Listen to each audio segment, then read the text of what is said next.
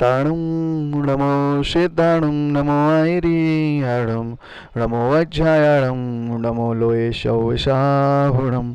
पंच परमेष्टि भगवान की, आचार्य भगवान विशुद्ध सागर जी महाराज की, परम पूज्य मुनि श्री सुप्रभ सागर जी महाराज की, परम पूज्य मुनि श्री प्रणत सागर जी महाराज की जय जैन बंधु।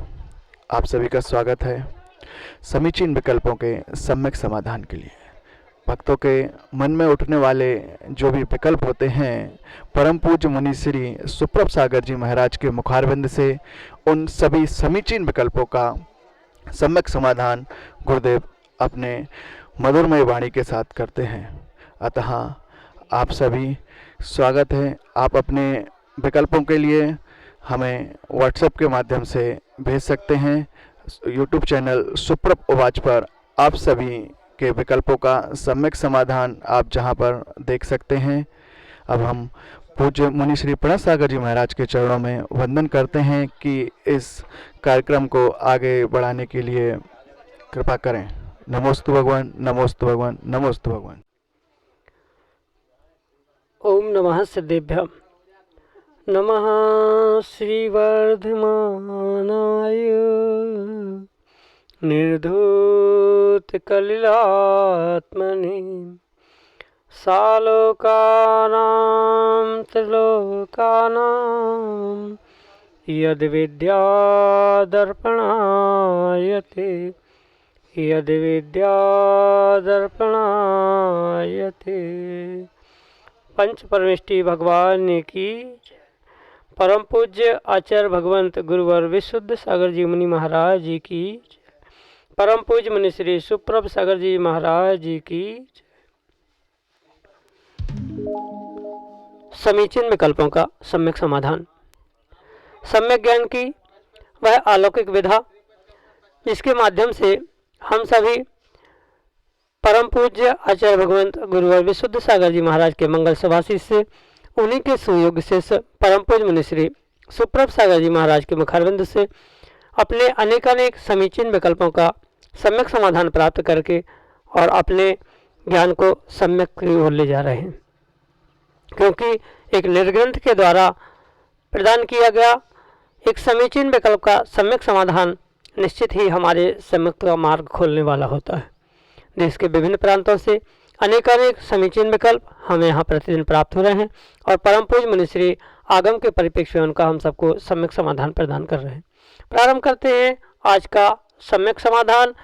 और आज का पहला विकल्प इंदौर मध्य प्रदेश से अनन्य गुरु भक्त राहुल जैन परम पूज्य मुनि श्री के चरणों में बारंबार नमोस्तु निवेदित करते हुए अपना समीचीन विकल्प रख रहे हैं कि महाराज जी, लंबे समय से मुझे संसार से विरक्ति हो चुकी है। मुझे यह जीवन क्षणभंगुर लगता है। पता नहीं कब पर्याय बदल जाए। मैं यही सोचता हूँ कि कब मैं भावलिंगी निर्गंध मुनि बन जाऊँ। इस दुर्लभ मनुष्य पर्याय में मोक्ष मार्ग को पालन करूँ। तो क्या यह मेरे पूर्व भव के संस्कार हो सकते हैं जिसकी वजह से मैं ऐसी भावना भाता हूँ और सम्यक बोध रखता हूँ। आप हमारे समीचीन विकल्प का सम्यक समाधान प्रदान करते हुए आशीर्वाद प्रदान करें कि जिससे मुझे आचार्य भगवान से छठवीं प्रतिमा प्राप्त हो जाए। नमोस्तु महाराज जी, नमोस्तु। ओम नमः सिद्धम। परम पूज्य आचार्य भगवान गुरुवर विशुद्ध सागर जी महाराज जी की।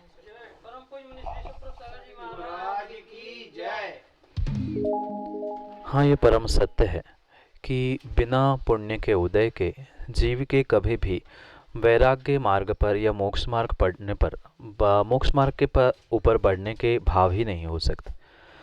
मात्र संयम धारण करने के लिए ही नहीं, अपितु संयम धारण करने के भाव धारण करने के लिए भी परिपूर्ण रूप से कहीं न कहीं पुण्य के उदय की आवश्यकता है, पुण्य अंश की आवश्यकता है।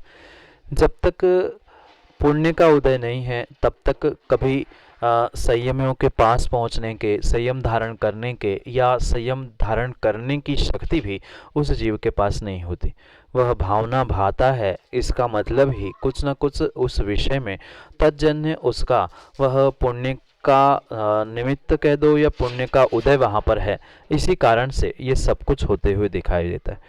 और ऐसा ही कुछ ना कुछ पिछले पर्याय के तपस्या के निमित्त से, पिछले पर्याय के पुण्य के निमित्त से वर्तमान में आपके वैसे भाव और भावना होती है, जिस कारण से आप अपने जीवन को बदलने के लिए, उस वैराग्य मार्ग पर चलने के लिए महाव्रतों को धारण करने से पूर्व उन अणुव्रतों के द्वारा, व्रतों के द्वारा, प्रतिमाओं के द्वारा अपने आप को, अपने इस मनुष्य पर्याय को धन्य करना चाहते हैं। जो ये आपने प्रतिमा, छठवीं प्रतिमा आदि धारण करने के भाव धारण किए हैं, वह वास्तव में सराहनीय है। और यही आशीष के साथ आपसे कहना है कि आप शीघ्र पुरुषार्थ करें और अवश्य ही अपने लक्ष्य तक पहुंचकर, गुरु जी के पास पहुंचकर अपने जीवन को बदलने के लिए उस छठवीं सातवीं प्रतिमा को धारण करें। इसलिए ये संस्कारों के साथ आपने जो पिछले पर्याय में भावना भाई थी कि हाँ, मैं भी कभी मनुष्य बनूं और मनुष्य बन के भी मैं कभी संयम मार्ग पे चलूं, हो सकता है तत् समय में जो कर्म का आश्रयबंध हुआ है वही आज उदय में आते हुए दिख रहा है। ये मात्र पिछले संस्कार ही नहीं, अपितु कथनचित कुछ अंशों में पिछले जन्म का पुरुषार्थ है, वर्तमान की अपेक्षा से वह पुण्य है। और वह सम्यक बोध जो आपको हुआ है, वह बोधि के रूप में शीघ्र ही प्राप्त हो, क्योंकि बिना बोधि के कल्याण नहीं है। ये जो तीर्थंकर आदिनाथ भगवान को 83 लाख पूर्व वर्ष बीतने के बाद हुआ था, वह शायद कुछ अंशों में जो आपको उसका बोध हो रहा है, जीवन की क्षणभंगुरता का बोध होते हुए, दुर्लभ मनुष्य पर्याय का बोध करते हुए संयम को धारण करने के भाव और जो भावना भा रहे हैं, वह भाव और भावना आपकी शीघ्र ही पूर्ण हो। आप बहुत शीघ्र गुरु जी के पास पहुंचकर अपने आत्म कल्याण के मार्ग पर अग्रसर होते रहे। इसी भावना के साथ, आशीष के साथ आपके लिए यही सम्यक समाधान। अगले समीचीन विकल्प के लिए मुंबई महाराष्ट्र से एक अज्ञात स्वाध्यायी भक्त परम पूज्य मुनिश्री के चरणों में बारंबार नमोस्तु निवेदित करते हुए अपना प्रश्न रख रहे हैं कि महाराज जी, पाठशाला पढ़ाने वाले साधर्मी का आचरण कैसा होना चाहिए एवं उन्हें क्या नियम लेना चाहिए। हमारे समीचीन विकल्प का सम्यक समाधान करते हुए हमारा मार्गदर्शन करने की अनुकंपा करें। नमोस्तु महाराज जी, नमोस्तु। पाठशाला मात्र पाठशाला नाम की नहीं होनी चाहिए, अपितु वहाँ पर वास्तव में कुछ न कुछ संस्कारों का आरोपण होना परम आवश्यक है। क्योंकि जो पढ़ाने जा रहा है, सिखाने जा रहा है या दूसरे को बोध कराने जा रहा है, पाठशाला पढ़ाने जा रहा है, ऐसे व्यक्ति को परिपूर्ण रूप से स्वयं में कुछ न कुछ उन संयम, नियम, व्रत आदि को धारण करने की आवश्यकता है। ठीक है, वो बहुत बड़ा अणुव्रती या बहुत प्रतिमाधारी आदि आदि होने की आवश्यकता नहीं है, पर कम से कम जो पाठशाला में पढ़ाया जाता है, जैसे रात्रि भोजन नहीं करना, अभक्ष त्याग करना, सप्त व्यसन का त्याग करना, 8 मूल गुणों को धारण करना आदि आदि जो बेसिक नियम कहे गए हैं, जो कि जैनिज्म के हैं, जैन दर्शन के, जैन सिद्धांत के मूलभूत प्राण स्वीकार किए गए हैं, कम से कम उनको तो उन जीवों को अवश्य ही धारण करने की आवश्यकता है। क्योंकि जहाँ पाठशाला होती है वहाँ मात्र आचरण ही प्रधान होता है और आचरण को ही सिखाया जाता है। वो कोई प्रचार प्रसार की व्यवस्था नहीं है या कोई मात्र भीड़ इकट्ठा करके, टीम वर्क करके कुछ युद्ध आदि करने की वहाँ कोई संयोजना नहीं है, अपितु धर्म के संस्कार, नियम, व्रत आदि की महिमा ये आचरण प्राप्त करने वाले व्यक्तियों के द्वारा ही विशेषता से बखान की जा सकती है। सामान्य रूप से उसका बखान करने वाला उतनी गहराई से बखान भी नहीं कर सकता और सिखा नहीं सकता। सीधी सी बात है, जिन बच्चों को पाठशाला पढ़ाना चाहते हैं वह पाठशाला पढ़ाते समय अगर स्वयं के पास आचरण उस व्यक्ति के पास नहीं है, तो हो सकता है पंचम काल के कोई बालक युवा कह दे कि आप ही नहीं करते हो तो हमें क्यों ज्ञान देते हो, पहले आप करके दिखाओ। तो वो कहने से पहले ही अगर व्यक्ति ने समझदारी से उस आचरण को, नियमों को, व्रतों को स्वयं अंगीकार लिया है और फिर दूसरों को समझाने का प्रयास किया है, तो वह नियम से ही उन आचरण को, उन क्रियाओं को, उन संस्कारों को प्राप्त करते। मैं कई बार इस बात को दोहराता हूँ कि जो युवा पीढ़ी है या बालक है, चाहे वह पाठशाला के हो या अन्य किसी स्थान के, वे सिखाने से नहीं सीखते। अगर उनको आप कुछ अच्छा सिखाना चाहते हो तो सबसे पहले उन्हें कुछ अच्छा करके दिखाना होगा। आप जितना अच्छा करके दिखाओगे उतना ही वो अपने जीवन में अच्छे से करते हैं। स्वाभाविक सी बात है, बच्चों को भी मंदिर आदि में आपने देखा होगा कि माता पिता जो जैसे क्रिया करते हैं वैसे ही देखकर वह संतान, वह बालक, युवा आदि करते हैं। अगर आप उनको ज़बरदस्ती ऐसा करो कहोगे और आप नहीं करोगे तो वे कभी भी उन संस्कारों को प्राप्त नहीं होते। उसी प्रकार से पाठशाला के विषय में भी समझना होगा कि एक संस्कारों से सभी उन बच्चों को, किशोर अवस्था या युवा अवस्था और बाल्य अवस्था के उन बच्चों को धर्म के प्रति रुझान बढ़ाते हुए धर्म से जोड़ने की ये वास्तविक क्रिया होने से आचरण प्रधान, यानी जिसके पास आचरण है, नियम है, व्रत है, वो ही उसको विस्तार से बहुत अच्छे से समझाने का प्रयास कर सकता है। इसलिए जैसे 8 मूल गुण धारण करना जो कि श्रावकों के लिए कहे हैं, भले उत्कृष्ट रूप से नहीं है पर जघन्य रूप से 5 उदंबर फल, 3 मकार का त्याग करते हुए सप्त व्यसन का त्याग, रात्रि भोजन का त्याग, चने पानी का प्रयोग करना आदि आदि आचरण जीव के पास है तो वही बहुत अच्छे से दूसरे के लिए प्रदान कर सकता है। क्योंकि आगम में आचार्य भगवंतों ने स्पष्ट कहा है, ददातु यस्यासि सुप्रसिद्धम इदम वचम, जिसके पास जो होता है वह वही देता है। जिसके पास आचरण है ही नहीं है वह सामने वाले को आचरण की कोरी बातें सिखाने से क्या करेगा। इसलिए पहले स्वयं आचरण ग्रहण करे और फिर उन सामने वाले बच्चों को भी आचरण प्रदान करने का पुरुषार्थ करने की आवश्यकता है। इसी कारण से जो वर्तमान में मैंने कई स्थानों पर साक्षात आंखों से देखा और कानों से सुना भी है कि पाठशाला मतलब 1 घंटे का समय है जहां सबको इकट्ठा बुला लिया, मात्र भजन ही भजन पढ़वा लिए, भजन याद करा दिए, घंटा भर कोई खेल कर लिया, मनोरंजन कर लिया। पाठशाला का अर्थ मात्र मनोरंजन नहीं है, अपितु जीवन के उत्थान के लिए, धर्म से जुड़ने के लिए, उन नई पीढ़ियों को परिपूर्ण रूप से जो धर्म के संस्कार दिए जाते हैं उन धर्म के संस्कारों के साथ और धर्म के साथ जोड़ने की आवश्यकता हो। इसलिए उन नियम और आचरण के साथ साथ हमें स्वयं को संस्कारित करते हुए उन बच्चों को भी संस्कारित करने की आवश्यकता है। इसलिए सामान्य रूप से जो जैन धर्म के लिए नियमभूत या जैन श्रावक के लिए कहे गए नियम हैं उनका पालन करना आवश्यक है। भले ही बहुत बड़े नियम नहीं ले पर रात्रि भोजन त्याग, अभक्षक का त्याग, सप्त व्यसनों का त्याग या अष्टमूल गुण आदि आदि तो नियम लेने ही चाहिए। यही आपके लिए सम्यक समाधान के लिए अगले समीचीन विकल्प के लिए चांदा मेटा मध्य प्रदेश से धन्य कुमार जैन परम पूज्य मुनिश्री के चरणों में कोटि कोटि नमस्तु निवेदित करते हुए अपना समीचीन विकल्प रख रहे हैं कि महाराज जी क्या अकाल मृत्यु होती है।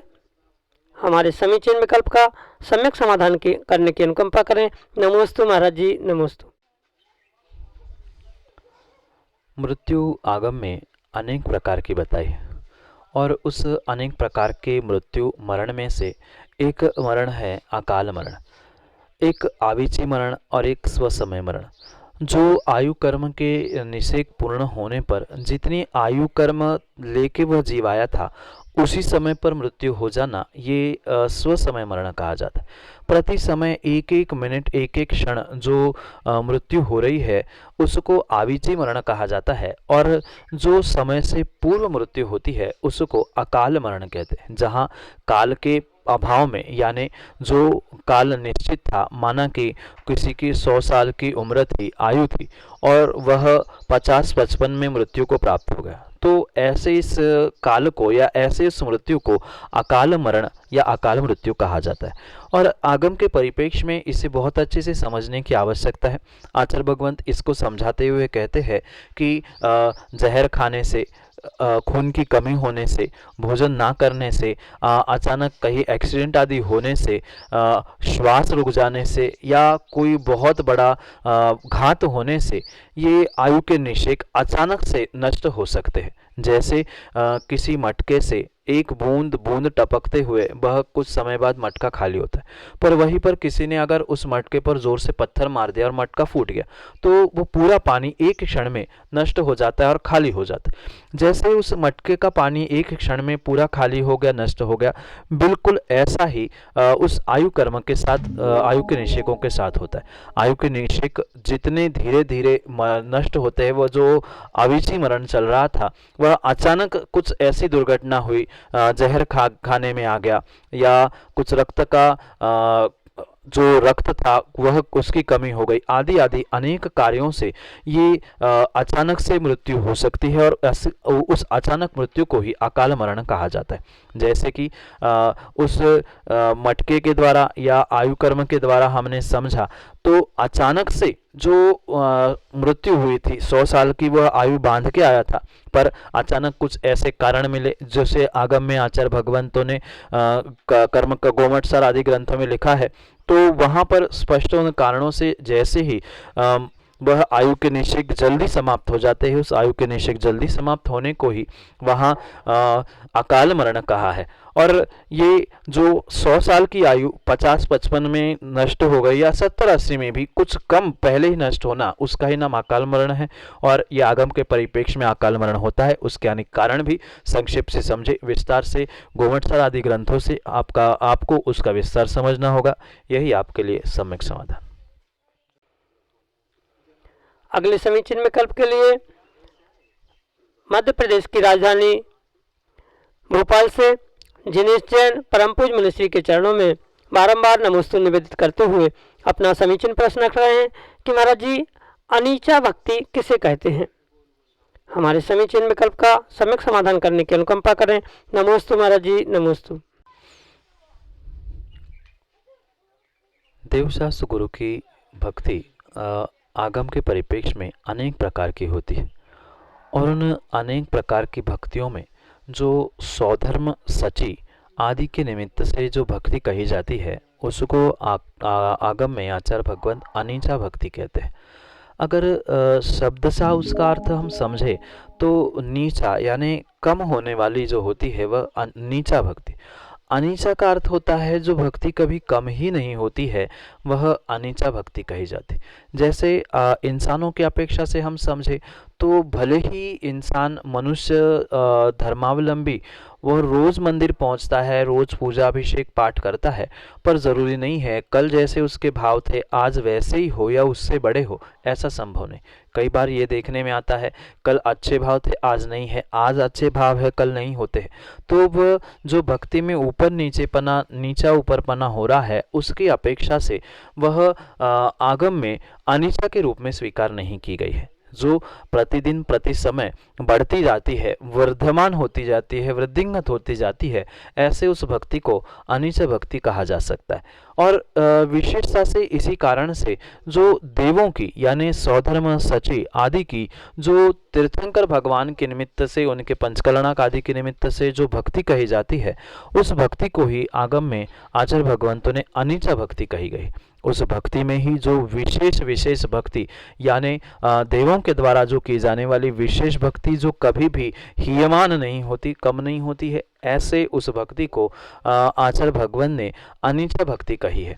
और इस अनीचा भक्ति से ही साक्षात उनको वह मोक्ष का द्वार खुलता है। क्योंकि ये भी आपने सुना होगा, पढ़ा होगा कि जो सची इंद्रायणी होती है या सौधर्म इंद्र भी होते हैं, वे दोनों ऐसी अनीचा भक्ति करते हैं, इतने विशुद्ध भावों के साथ गदगद परिणामों के साथ भगवान की भक्ति करते हैं, जिसके कारण से वे कभी भी दूसरी पर्याय धारण नहीं करते हैं देवों की। यानी कि वहाँ से वह एक भवावतारी होने के कारण से वहाँ से वे मनुष्य बनेंगे और मनुष्य बन के वे अपना कल्याण करके मोक्ष पहुँच जाएंगे। वह जो सची होती है वह भी अपने स्त्री पर्याय का छेदन उस अनीच भक्ति के द्वारा ही करती है। अन्यथा मनुष्यों को अपने उस स्त्री पर्याय का छेद करने के लिए आर्यिका पद को धारण करना पड़ता है। पर वहाँ कोई आर्यिका पद धारण नहीं करने पर भी वह उस मात्र और मात्र सची अनीचा भक्ति यानी सतत बढ़ने वाली उस भक्ति के निमित्त से परिपूर्ण रूप से अपने कर्मों का नाश करते हुए मनुष्य बनते ही आर्यिका पद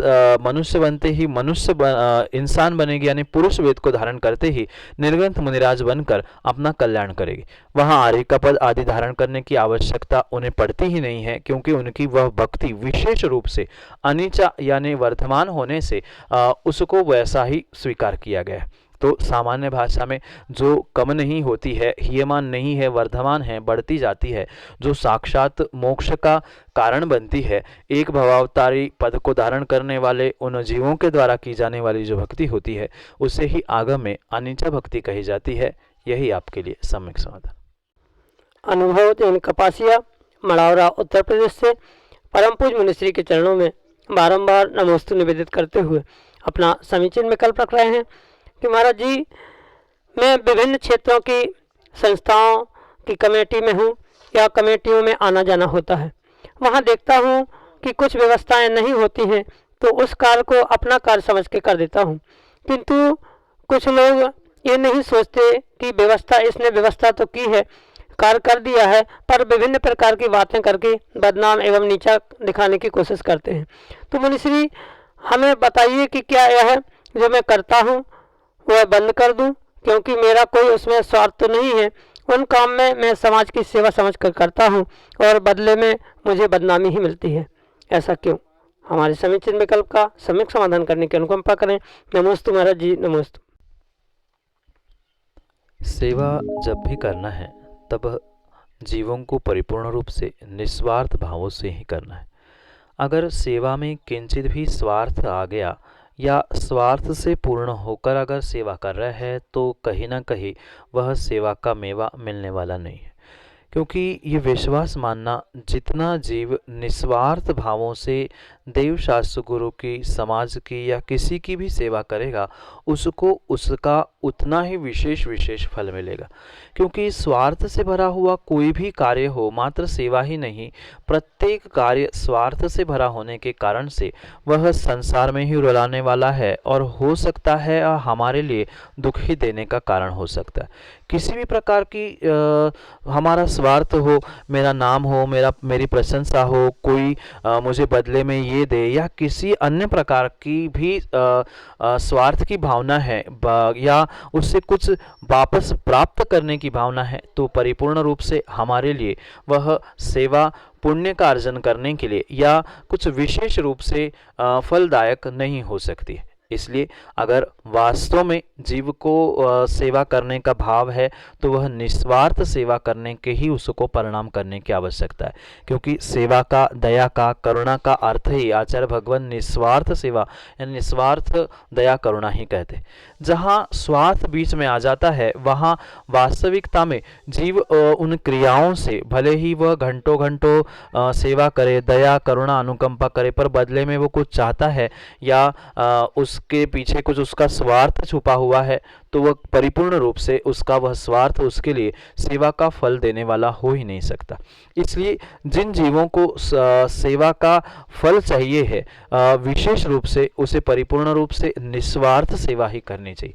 मैं इसलिए बार बार उस निस्वार्थ सेवा पर जोर दे रहा हूँ क्योंकि आप जो कार्य करते हो वह वास्तव में आपका कार्य प्रशंसनीय है और धर्म, क्षेत्र, समाज आदि के विकास के लिए जो ये आपकी भावना है वह ऐसी ही बरकरार रखने की आवश्यकता है। अगर आप उस निस्वार्थ भावना को छोड़ दोगे तो उससे सामने वाले का कुछ काम बिगड़ने वाला नहीं है। बने नहीं बने, आप छोड़ दोगे तो दूसरा कोई वहाँ पर पहुँच जाएगा। क्योंकि ये भी पक्का है कि किसी का काम किसी के निमित्त से रुकता नहीं है। कोई ना कोई आपकी जगह दूसरा आ जाएगा, दूसरा नहीं तो तीसरा आएगा। कोई ना कोई वहाँ पर व्यवस्था बनाने वाला और सेवा देने वाला मिल जाएगा। पर आपने व्यवस्था देना, सेवा करना छोड़ दिया है तो नियम से आप उन पुण्य कार्यों से, उस विशेष फल से दूर हो चुके हो जो कि आपको नहीं छोड़ना चाहिए। इसलिए काम कितना भी कठिन क्यों ना हो या कितना आसान भी क्यों ना हो या किसी भी प्रकार का क्यों ना हो, आपको उस निस्वार्थ सेवा को सतत करते रहना चाहिए और जीवों को उस सेवा से लाभान्वित करने की आवश्यकता है। आप ये ना सोचें कि मैं सेवा करने से मुझे कुछ फल मिलेगा, मेरी लोग प्रशंसा करेंगे, क्योंकि फल और प्रशंसा की चाह कभी भी आपको निस्वार्थ सेवा का फल मेवा रूप और विशेष रूप से जो आचार्य भगवंतों ने कहा है, जो विनय वैयावृत्ति, जो मोक्ष का द्वार कहा गया है, वह कभी भी नहीं हो सकता। वैयावृत्ति जो सेवा आप कर रहे हो वह वास्तव में एक प्रकार की क्षेत्र की, धर्म आयतनों की और धर्म की वैयावृत्ति ही कहलाई जाती है। जरूरी नहीं है कि मात्र हाथ पैर दबाने से वैयावृत्ति होती है। ये भी आपकी परिपूर्ण रूप से कहीं ना कहीं सेवा व्यवस्था देना, सेवा देना निःशुल्क भावना से, निस्वार्थ भावना से, ये परिपूर्ण रूप से आपकी वैयावृत्ति ही कहलाएगी, जो आपके लिए परिपूर्ण रूप से विशेष फल देने वाली हो सकती है, और हो सकता है ये अगर परंपरा से कार्य ऐसा ही आपका चलता रहा तो नियम से आने वाले समय में मोक्ष को भी दिलाने वाली ये निमित्त कार्यकारी सेवा हो सकती है। इसलिए आप ये सोचना बंद कर दें कि कौन क्या कह रहा है, क्योंकि ये तो आप अक्सर देखते ही हो कि लोगों का काम है कहना, कुछ तो लोग कहेंगे, क्योंकि आप अच्छा करो तो कहेंगे, छोड़ देंगे तो कहेंगे देखो अच्छा करता था अब कुछ मिला नहीं सो छोड़ दिया। इसलिए लोग तो दोनों तरफ से बजाने वाले होते हैं। व्यक्ति को स्वयं का विवेक धारण करना होगा या विवेक से कार्य करने की आवश्यकता है। कोई बदनाम करे, कोई निंदा करे, आपको उसकी किंचित भी विकल्प ना करते हुए इस बातों को बहुत अच्छे से समझने की आवश्यकता है। जो चंद पंक्तियों के द्वारा मैंने कई बार सुनाया है, उन चंद पंक्तियों से आपको इस बात को समझाना चाहता हूँ। कहीं तारीफ कहीं निंदा, यही दुनिया का धंधा है। नहीं तो चाहना तारीफ, नहीं निंदा से डरना है। तारीफों के फूल यारो मुर्द को भी तो मिलते हैं, तारीफों के फूल यारो मुर्द को भी तो मिलते हैं। निंदा तो वो ही सुनता है, निंदा तो वो ही सुनता है जो यहाँ होता जिंदा है, जो यहाँ होता जिंदा है। तुम कहीं ना कहीं जिंदा हो, कहीं ना कहीं दूसरों के आंखों में नज़रों में छाए हो, इसलिए वो तुम्हारी निंदा बुराई कर रहे हैं, जिससे तुम उससे दूर हो जाओ, अपनी सेवा से अपनी व्यवस्था से दूर हो जाओ। इन भावनाओं से वह तुम्हें दूर कर रहे हैं, पर आप ये विकल्प छोड़कर परिपूर्ण रूप से अपनी सेवा में तत्पर रहो, निस्वार्थ सेवा करते रहो। अवश्य ही सेवा का फल तुम्हें मेवा रूप, मोक्ष के मेवा रूप मिलेगा। यही आपके लिए सम्यक समाधान।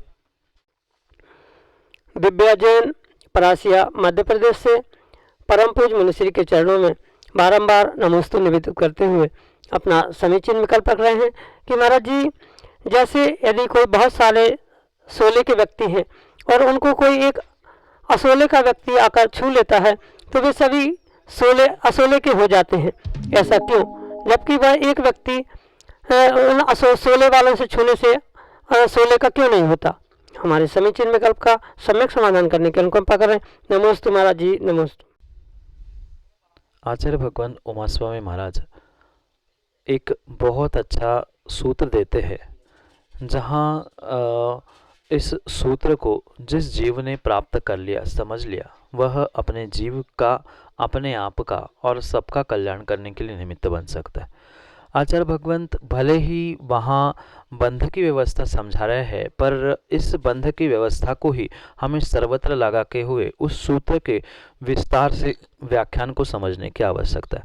आचार्य भगवंत कह रहे हैं, बंधित कौ पारणाम कौच, जहाँ जिसके शक्तांश अधिक होते हैं वह अपने रूप परिणत करने की और दूसरों को अपने रूप परिणत करने की शक्ति रखता है। और स्वाभाविक सी बात है, आप भले ही बहुत बड़ी सुगंधित वस्तु सामने रख लेना, पर एक थोड़ा सा दुर्गंधमयी कोई घटक, दुर्गंधमयी कोई सामग्री रखी है तो दुर्गंधमयी सामग्री की दुर्गंध ज़्यादा होती है, अपितु सुगंध कितनी ही बड़ी हो वह कहीं ना कहीं दुर्गंध उसको प्रभावित करती है।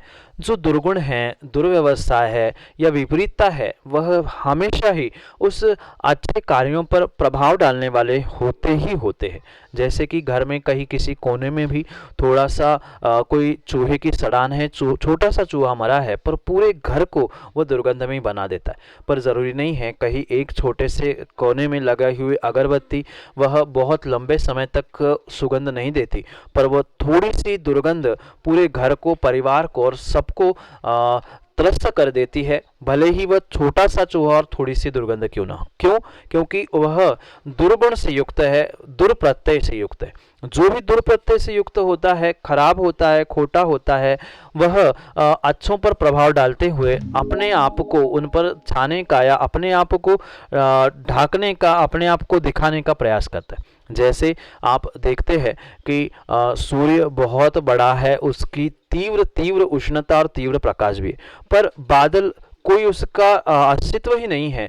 कोई बादलों का अस्तित्व ना होने पर भी बादल उन सूर्यों को ढाकते हुए उस प्रकाश से दूर कर सकते या प्रकाश को हमसे आने से दूर कर सकते। इसलिए ये अवश्य समझने की आवश्यकता है, जो भी शक्त्यांश से अधिक होता है वह दूसरे को ढांकने को, दूसरे को नष्ट करने को या दूसरे को खराब करने का प्रयास करता है। और स्वाभाविक सी बात है, जो असौले के होते हैं वह असौले वालों के जो वर्गणाएं हैं वह परिपूर्ण रूप से अशुद्ध वर्गणाएं, दुर्वर्गणाएं हैं, उस शुद्ध को या सौले वालों को प्रभावित करने के लिए पर्याप्त होती है। पानी के भी विषय में अगर हम समझे तो पानी कब जब भी ऊपर से नीचे की ओर आता है वह सहजता से आता है, पर नीचे से ऊपर की ओर ले जाने के लिए वह टिल्लू पंप, मशीन आदि की आवश्यकता होती। ऐसे ही बुरे से अच्छा बनने में बहुत मेहनत लगती है, बहुत पुरुषार्थ लगता है, पर अच्छे से बुरा होने में समय नहीं लगता। एक क्षण में अच्छा व्यक्ति बुरा हो सकता है, पर बुरे व्यक्ति को कई महीने, कई साल, कई जन्म भी अच्छे होने में लग सकते। ऐसे ही सौले असौले के विषय में है। जैसे सौले के वस्त्र जो होते हैं वह किसी के भी स्पर्श होने से तुरंत ही असौले के हो सकते हैं। सौले का व्यक्ति भी किसी असौले के स्पर्श से असौले का हो सकता है, पर असौले वाले सौले वाले हो नहीं सकते, क्योंकि जो भी अच्छा होता है, शुद्ध होता है, सद्गुण वाला होता है, उसको बनने के लिए, बनाने के लिए अथवा पुरुषार्थ, अथवा मेहनत करने की आवश्यकता है। और दुर्गुणों को प्राप्त करने के लिए, बुरा व्यक्ति बनने के लिए या सौले से असौला होने के लिए कुछ क्षण ही काफ़ी होती है। इसी कारण से बहुत सारे सौले के होने पर भी एक असौले का व्यक्ति सबको खराब कर सकता है, पर जबकि एक सौले का बहुत सारे असौले को सौले के करने के लिए काफ़ी नहीं हो सकता है। जैसे एक बूंद नींबू की बहुत सारे दूध को फाड़ने के लिए काफ़ी होती है, पर एक बूंद दूध की उस नींबू को स्वच्छ करने के लिए या नींबू को मीठा करने के लिए कार्यकारी नहीं होती है। बिल्कुल ऐसा ही सौले असौले का ये द्रव्यानुयोग का सिद्धांत है। यही आपके लिए सम्यक समाधान से। जय जिनेंद्र बंधुओं, आप सभी देख रहे थे समीचीन विकल्पों का सम्यक समाधान। गुरु ने कैसी निर्मलता के साथ भक्तों के मन में उठने वाले समीचीन विकल्पों के किस तरह से समाधान दिया। आप सभी अगर आपने समीचीन विकल्प हमारे पास भेजना चाहते हैं तो हमारे व्हाट्सएप नंबर नोट करिएगा जो स्क्रीन पर नीचे चल रहा है, 8707548811। इसको एक बार और रिपीट करते हैं, 8707548811। अगर आप ईमेल को भुगता हैं तो हमारी ईमेल आईडी है samyak.samadhan@gmail.com।